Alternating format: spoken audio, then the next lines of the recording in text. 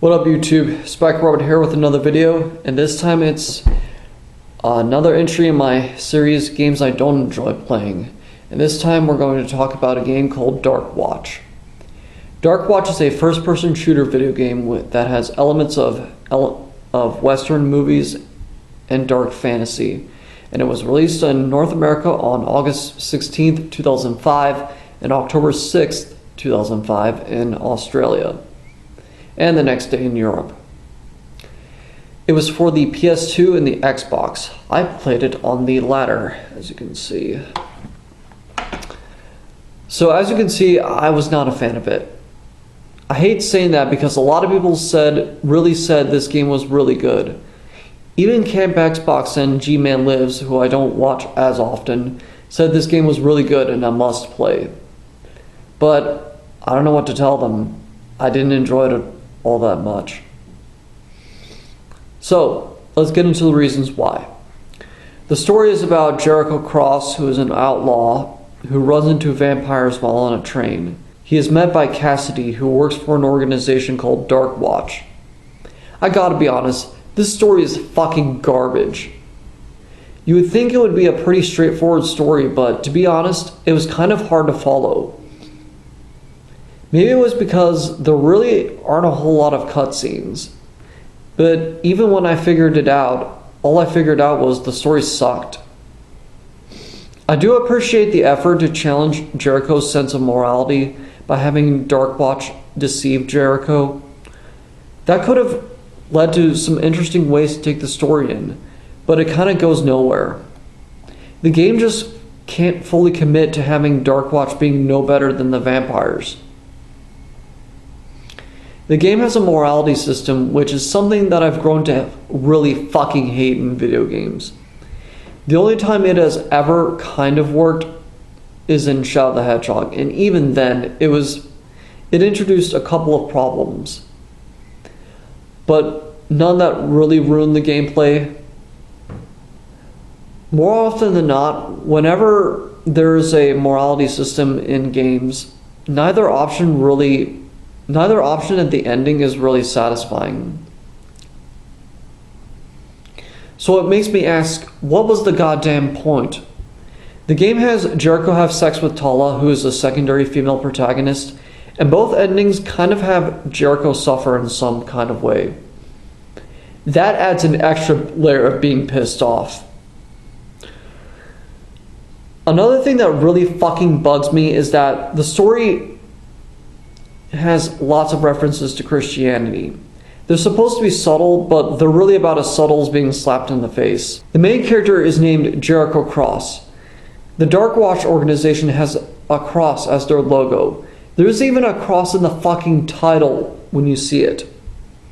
There are also references in the dialogue pretty frequently. It is pretty clear what they're going for. Not only is it really fucking weird, but it is not pleasant at all to watch. But that's just the story. What about the gameplay? Well, I will say when the game starts out, it's actually pretty fun. You get some good weapons here. You have the Redeemer, the long rifle, and the shotgun. All these weapons are pretty fucking fun to use. You get a nice variety of enemies to shoot. But the more I played the game, the more I started to see problems with it. Those three weapons that I mentioned are really the only good weapons in the game. The other weapons are only really useful for parts that require them. You have a bazooka, which is only useful for blowing up strong enemies from farther away. You also have the ranged rifle, which is basically a sniper rifle. Which is also useful for taking out enemies from far away. The problem with this weapon is that aiming with it is hard to do. Normally I can excuse this, but the problem is that ammo for the three good weapons becomes less abundant by the end of the game. I ran out of ammo for these weapons pretty frequently, and often resorted to using melee or dynamite to take out the tougher enemies. And that did lead to some frequent deaths. Because the other and also the other weapons are not good enough to compensate for it. Now, there is one more weapon or weapons to use, which are the dual pistols. Now that sounds pretty goddamn awesome until you realize you can't throw dynamite if there's a ton of enemies on the screen, which happens more often than you think. I mean, it is realistic, but when realism hinders the gameplay, that is a sign you really fucked up. Now, the second to last level is by far the worst level in the game. It keeps spawning in ghost enemies and flying vampire bitches, both of which are the most annoying fucking enemies in the goddamn game. It also goes on for way too long. Personally, I love long levels, but only when they're fun to play, but this level is not. But the last section is the worst. You have to not only deal with these annoying enemies, but you have to jump across ledges because there's a ton of fire that can hurt you really fucking bad.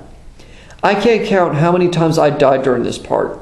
I went insane. I cussed up a storm. But after some grueling hours, I finally beat it. But after I completed that level, that is when I just quitted the game. I just felt it wasn't worth it. Especially since I found out later that both endings to the game are fucking garbage. I really, really wanted to like this game, but I just couldn't. All I found was abysmal game design and a pretty bad story. But I always stick to the mantra, don't waste your time when you know you're not having fun. Now, if you like this game, that is totally fine. I'm not trying to say that you should hate it. I'm just saying why I don't like it. Also, I can put up with unorthodox game designs pretty frequently. I mean, I love Shadow the Hedgehog, for example. But I also do recognize bad design when I see it. So, if you have not played this game, I would say don't believe the hype. It's actually not all that good. But again, I'm just one guy stating one opinion, but not without reason. So, yeah. I'm Spike Robot. If you like this video, you can subscribe to my channel, and feel free to support me on Patreon, and follow me on Instagram. See you next time on The Freedom Jingos. I don't think God is listening. She told us to follow, but left us behind.